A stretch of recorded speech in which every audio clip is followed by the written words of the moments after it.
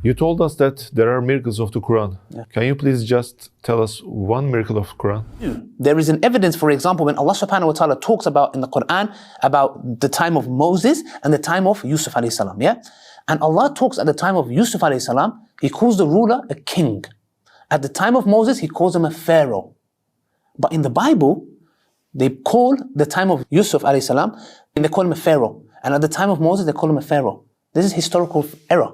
Before replying to Ali Dawah, let me explain the difference between how Christians and Muslims view their respective scriptures. Christian theology regards the Bible as the inspired word of God, but not the literal word of God, since every language is man-made and has its own limitations. The only literal word of God, to have come into the material world, is Jesus Christ. The biblical books were written by prophets among mankind, through divine inspiration. Therefore, although the message carried in it is of divine origin, the literary and linguistic style is of human origin. For example, if I say that the sun rises in the east and sets in the west, it does not imply that I reject heliocentrism and believe in geocentrism. Rather, I am following the traditional literary and linguistic style used by humans. Similarly, in the case of Bible, its literary and linguistic style is of human origin, and only the message conveyed through the text is of divine origin. That's why most Christians prioritize the translated version of the Bible, as we focus on the message derived from the text rather than the text itself. In contrast, Muslims memorize Quranic verses in Arabic, although many of them do not even understand its meaning. Muslims give more importance to the literal text because, for Muslims, the Quran is the literal word of God, which was uncreated, eternal, and existed before the creation of the world, which was later sent down to earth through an angel, who dictated it word for word. In this case, we might expect even the literary and linguistic style to be of divine origin, but later in this video, we will show you how it is very easy to debunk the claims of the Quran having a divine origin. Now, let's return to Ali's video and analyze his claim that the ruler of Egypt during Joseph's era being referred to as Pharaoh is a historical inaccuracy, as the title was only used by a later dynasty.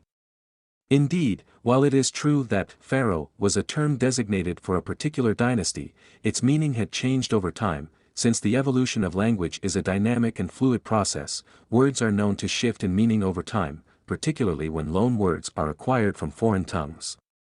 Even in our modern times, the term Pharaoh has come to represent a general term for any ruler of ancient Egypt, regardless of the dynasty to which they belonged.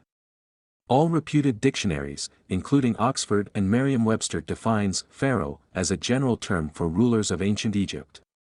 Even the most reputed historians and Egyptologists uses the term Pharaoh for the rulers of the Old Kingdom.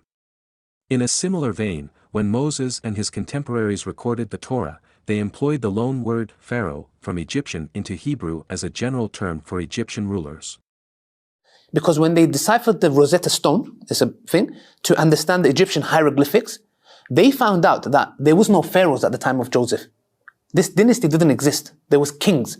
How did the Quran know this? And they say the Quran copies the Bible. The Quran copied from the Bible. Why didn't the Quran copy the mistake? And how did it know that at the time of Joseph, the ruler is a king? There's no pharaohs. How did they know that? That's not. Throughout the entire Quran, the term Pharaoh is reserved for one individual alone. This peculiar usage stems from an apparent misunderstanding on the part of the Quran's author, who mistook Pharaoh for a personal name rather than a generic title. If the Quran's author was aware that Pharaoh is a title and not a personal name, then he would have used the Arabic definite article al before the term Pharaoh. Therefore, this actually disproves the Quran, rather than proving it. Furthermore, the Quran contains several other historical discrepancies which are even worse, particularly in its narratives about the Exodus, which we will explain in detail in our upcoming videos in this series. Once, there was an era in which Muslim apologists would draw comparisons between the Bible and Quran in the light of so-called science, by twisting the meanings of the verses and misinterpreting them, along with using pseudo-scientific arguments. Muslims used to not only present the Quran as not conflicting with modern science, but also claim that the Quran predicts modern scientific discoveries. On the other hand, they also claimed that the Bible had several unscientific discrepancies. However, now, after Christian apologists refuting those arguments through online rebuttals, Dawah preachers have abandoned those arguments and have instead shifted to historical arguments. Therefore, I have decided to launch 2 new series named Quran in the Light of History and Bible in the Light of History, wherein I shall contrast both scriptures in the context of academic research conducted by historians and archaeologists. The playlist links for both series are available in the description box. For quick updates, please stay subscribed.